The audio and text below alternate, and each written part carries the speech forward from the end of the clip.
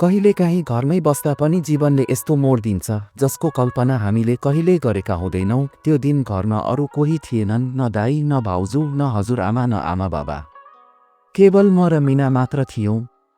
शान्त घर, हल्का वर्षाको धुनसँगै चिसो हावा अनि दुई मनबीच बढ्दै गएको निकटता हामीलाई कहाँ थाहा थियो र त्यो साँझ हाम्रो सम्बन्ध सधैँका लागि बदलिनेछ भनेर। नमस्ते साथीहरू, मेरो नाम सागर हो। म घरको कान्छो छोरो हुँ। पढाइ सकेर अहिले घरमै बुवाको सानो व्यापार सम्हाल्दै आएको छु। मेरो दाई रमेश मभन्दा 5 वर्ष जेठा। केही वर्ष अघि उहाँको बिहे भयो आफ्नै रोजाइकी केटी सुनितासँग। उहाँहरू दुवैको प्रेमलाई हामी सबैले खुलेरै साथ दिएका थियौँ। दाई र भाउजू साँच्चीकै आदर्श जोडी जस्ता देखिन्थे, जहाँ हाँसो थियो, माया थियो र एक अर्कामा विश्वास पनि थियो। सुनिता भाउजू हाम्रो घरकी बुहारी मात्रै होइनन्, घरकै मुटु जस्तै बनिन्। सबैको हेरचाह गर्ने, खाना बनाउँदा सधैँ हाँस्दै बोल्ने। साँच्चै भन्नुपर्दा दाईको जस्तो नसिब मसँग कहाँ थियो र। भाउजू कहिलेकाहीँ हजुरआमासँग बसेर आफ्ना घरका कुरा गर्थिन्। त्यही बेला मैले पहिलो पटक सुनेको थिएँ उहाँकी सानी बहिनी मिना अहिले +2 मा पढ्दै रहेछ भनेर। मिना पढाइमा असाधारण तेज तर अलिक रिसाउने स्वभावकी रहेछ। दाई र भाउजू काठमाडौँमा सँगै बस्न थालेको पनि करिब वर्ष दिन जति भइसकेको थियो। हामीहरू फोन र भिडियो कल मार्फत नियमित कुरा गर्थ्यौँ। सबैजना खुसी थियौँ, कुनै चिन्ता थिएन। म भक्तपुरमा आमा बाबासँग बस्दथेँ। दाई र भाउजूले 2-3 महिनामा खर्च पठाइदिनुहुन्थ्यो। म भन्थे, दाई भाउजू यहाँको टेन्सन नलिनु, म छु नि यहाँ। बरु 2 पैसा जोगाउनु, पछि तपाईहरूलाई काम लाग्छ। मेरो कुरा सुनेर उहाँहरूले गर्व गरेर भन्थे, त जस्तो भाइ सबै दाईहरूले पाउन्। एक दिनको कुरा हो, भाउजूले मलाई भन्नुभयो, सागर बाबु, मिनालाई केही समय भक्तपुरमा राख्नुपर्छ। मिना आफ्नो पढाइका लागि त्यता आउँदैछ। के भनौँ? बोलाउने? मैले सहजै भने, हुन्छ भाउजू, मिनालाई बोलाउनुस्, यो पनि त आफ्नै घर हो। यदि मिना यहाँ बसेर पढ्न चाहन्छ भने मलाई त्यसमा कुनै आपत्ति छैन।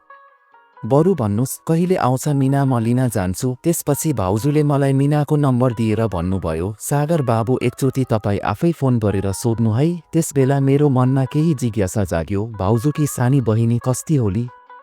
म जस्तो अब्ली होला कि भाउजू जस्ती पुड्की होला? त्यही सोच्दै गर्दा मलाई हल्का हाँसो पनि आयो। तर म पक्का थिएँ भाउजू जस्ती सुन्दरकी बहिनी पनि राम्री नै हुनेछ। यो केवल मेरो अनुमान मात्र थियो, किनभने मैले मिनालाई कहिल्यै देखेको थिइनँ।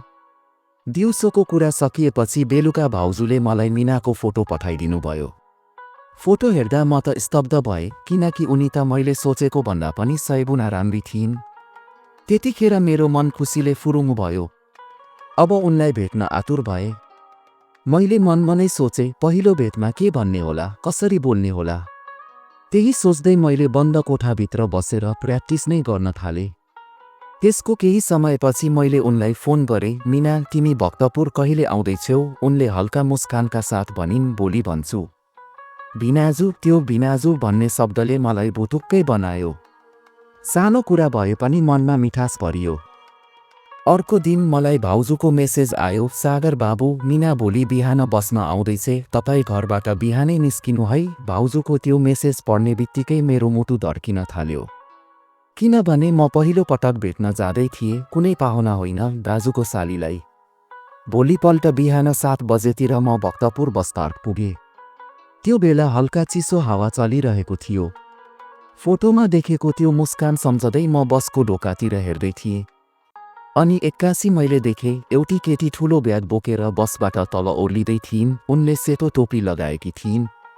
सादा पहिरनमा पनि उनी स्वर्गकी अप्सरा जस्ती देखिएकी थिइन्।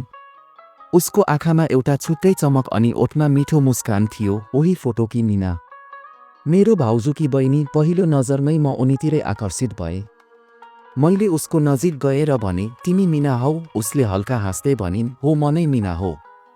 त्यसपछि उसले पनि मलाई सोधिन्, तपाईँ सागर भिनाजु हो? त्यसरी प्रत्यक्ष भेटेर मिनाको मुखबाट त्यो भिनाजु शब्द सुन्दा फेरि एकचोटि मेरो मुटु धड्कियो। तर बाहिर मुस्कुराएर मैले भने, हो, म नै हुँ सागर। त्यो बेला मलाई धेरै लाज लागेको थियो, किनकि पहिलो पटक कुनै केटीसँग भेट्दा यस्तो लाज लाग्ने रहेछ। त्यसपछि मैले भने, मिना तिमी थाक्यौ होला, खै देऊ म तिम्रो ब्याग बोक्छु। मैले मिनाको ब्याग बोकेँ। मैले राम्ररी उनीसँग बोल्ने हाँस्ने प्रयास गरेँ, तर मनभित्र भने उस्तै खालको बेचैनी थियो।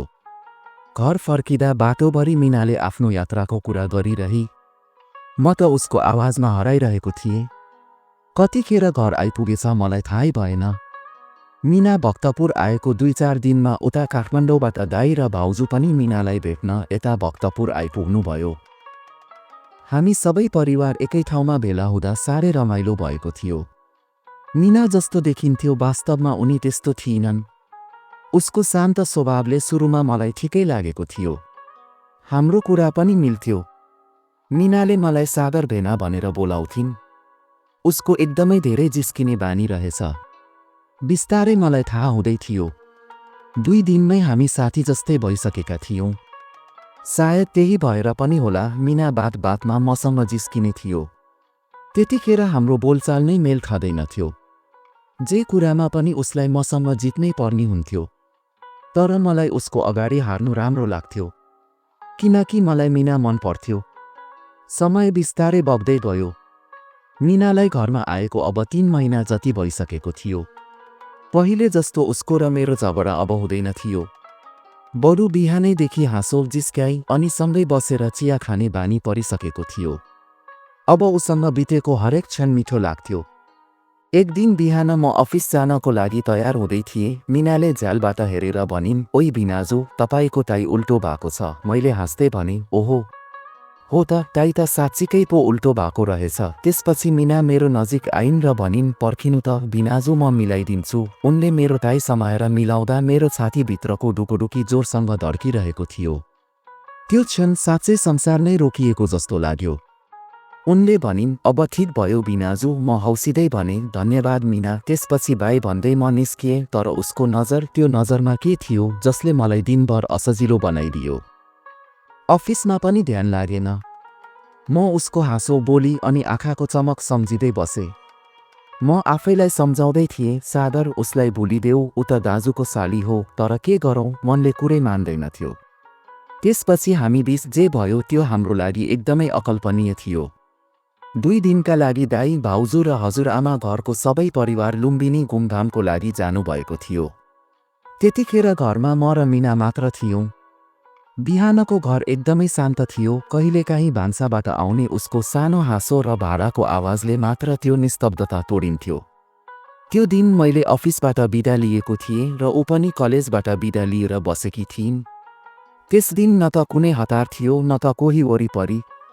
मिना बाहिर परालको म्याटमा बसेर किताब पढिरहेकी थिइन्। म झ्यालबाट उसको अनुहारमा परेको बिहानको घाम हेर्दै सोचिरहेको थिएँ, किन यस्तो लाग्छ कि यो क्षण कहिल्यै नसकियोस्। त्यति नै बेला मिनाले किताब बन्द गरियो र मलाई हेर्दै भनिन्, कति हेरिरहनुहुन्छ हो बिनाजु मलाई? त्यसरी नहेर्नु के फेरि मलाई गाह्रो हुन्छ भनेपछि म मुसुक्क हाँसेँ। के गर्नु मिना, तिमी मान्छे नै यति राम्री छौ अनि हेर्दिन भन्यो। मनले पटक्कै मान्दैन। त्यसपछि हामी बीचमा केही बेर लामो मौनता छायो। त्यो मौनतामा पनि कुरा लुकेका थिए जसलाई शब्दमा भन्न आवश्यक थिएन।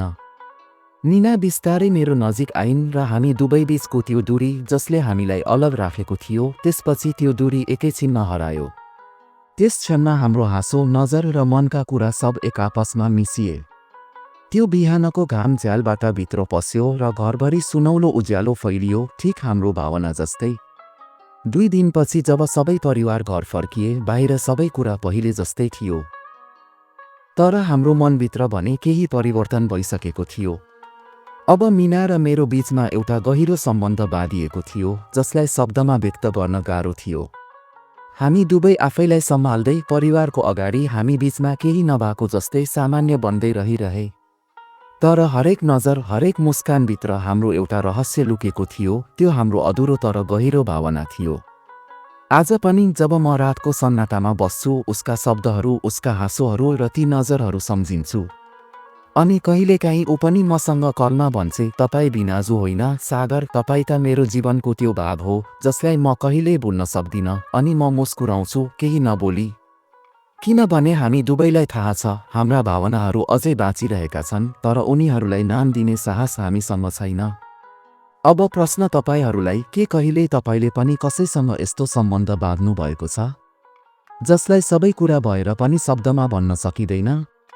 तपाईँको विचार तल कमेन्टमा लेख्न नबिर्सनुहोस्।